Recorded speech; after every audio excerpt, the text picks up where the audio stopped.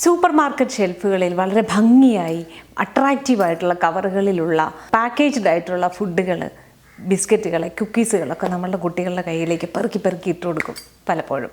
എന്താണ് അതിനകത്ത് ഏറ്റവും മെയിൻ കണ്ടൻറ്റ് എന്ന് നമുക്ക് നോക്കാം. ട്രാൻസ് ഫാറ്റ് എന്ന് പറയും. അതായത് നമ്മളുടെ അൺസാച്ചുറേറ്റഡ് ആയിട്ടുള്ള ഫാറ്റുകൾ ഹൈഡ്രജനേഷൻ എന്ന പ്രക്രിയയ്ക്ക് വിധേയമാക്കി ഷെൽഫ് ലൈഫ് കൂട്ടും. പ്രോഡക്റ്റിൻ്റെ ഷെൽഫ് ലൈഫും അതേപോലെ തന്നെ ഈ ഫാറ്റിൻ്റെ ഷെൽഫ് ലൈഫും കൂട്ടാൻ വേണ്ടി ഉപയോഗിക്കുന്ന ഒരു ആർട്ടിഫിഷ്യൽ പ്രക്രിയയാണ് ഹൈഡ്രജനേഷൻ. ഇത് നമ്മുടെ ശരീരത്തിനുള്ളിൽ ചെന്നിട്ടുണ്ടെങ്കിൽ ഓക്സിഡേറ്റീവ് സ്ട്രെസ് വർദ്ധിക്കും, ഇൻഫ്ലമേഷൻ ഹൈ ആകും. അതേപോലെ തന്നെ ബാക്കി ബ്രെയിനുമായി കണക്റ്റഡ് ആയിട്ടുള്ള memory power, emotions, mental stability, പലതരത്തിലുള്ള ഗട്ട് മൈക്രോബയോമിൻ്റെ പ്രൊഡക്ഷൻ, ഇതിനെയെല്ലാം തടസ്സപ്പെടുത്തുന്നു. അതേപോലെ തന്നെ ഇച്ചിരി ഹൈപ്പർ ആക്ടിവിറ്റി പോലുള്ള ചലഞ്ചസ് ഉള്ള കുട്ടികൾക്ക്, അറ്റൻഷൻ ഡിസോർഡർ ഉള്ള കുട്ടികൾക്ക് ഇതിനെയൊക്കെ ഒരു അടുത്ത ലെവലിലേക്ക് കൂടുതലാക്കി അറ്റൻഷൻ ഡെഫിസിറ്റ് കൂടുതലാക്കുന്നു. അതേപോലെ തന്നെ ഹൈപ്പർ ആക്ടിവിറ്റി കൂട്ടുന്നു. ഇത്തരം കാര്യങ്ങൾ കൂട്ടാനാണ് ഈ ഫാറ്റ് ഉപയോഗിക്കുന്നത്. പല രാജ്യങ്ങളും നിബന്ധനകൾക്ക് വിധേയമായി നിയന്ത്രണ വിധേയമാക്കിക്കൊണ്ടിരിക്കുന്നു ട്രാൻസ് ഫാറ്റുകൾ.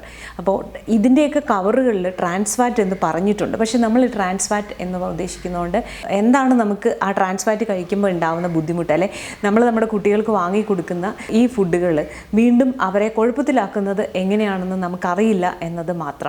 ഇവിടെ ചോയ്സാണ് പ്രധാനം. നമ്മളുടെ അവെയർനെസ് നമ്മൾ ചോയ്സിലേക്ക് എടുക്കുമ്പം നമ്മളുടെ ഒരു ഡെലിബറേറ്റ് ചോയ്സ് കൊടുക്കുക എന്ന് മാത്രമാണ് ഇതിനുള്ള ഏറ്റവും പ്രധാന വിധി. അപ്പോൾ ബിസ്ക്കറ്റുകൾ അല്ലെങ്കിൽ കുക്കീസുകൾക്കായി കൂടുതലായി വാശി പിടിക്കുന്ന കുട്ടികൾ, അത് കഴിച്ചതിന് ശേഷമുള്ള അവരുടെ ആക്ടിവിറ്റീസ് നിങ്ങളൊന്ന് ഒബ്സർവ് ചെയ്ത് നോക്കൂ. പ്രത്യേകിച്ച് പഠന വൈകല്യങ്ങൾ പോലുള്ള ചലഞ്ചസ് ഉള്ള സാധാരണ കുട്ടികളിലും ഇതൊക്കെ ചലഞ്ചസായി തന്നെ വരും. പലപ്പോഴും കുട്ടികളിൽ ഉണ്ടാകുന്ന ഇമ്മ്യൂണിറ്റി ഡിസോർഡേഴ്സ് പോലും സ്റ്റാർട്ട് ചെയ്യുന്നത് ഗട്ടിൽ നിന്നാണ്. അപ്പോൾ ഇത്തരം ഫുഡ് വാങ്ങിക്കൊടുക്കുന്നത് നമുക്ക് ഭയങ്കര എളുപ്പമാണ്, അവർക്ക് ഇഷ്ടവുമാണ്, ഭയങ്കര ഹാപ്പിയാണ് അവരത് കഴിക്കുമ്പം, അല്ലേ? അത് കാണുമ്പം തന്നെ കുട്ടികൾ ഹാപ്പിയാണ്, കാരണം അത്രമാത്രം അട്രാക്റ്റീവാണ് അതിൻ്റെ പാക്കേജ്. പക്ഷേ അതിൻ്റെ പുറത്ത് കമ്പനികൾ പലരും അതിൽ പ്രിൻ്റ് ചെയ്ത് വെച്ചിട്ടുണ്ട് ട്രാൻസ് ഫാറ്റ് എന്ന്.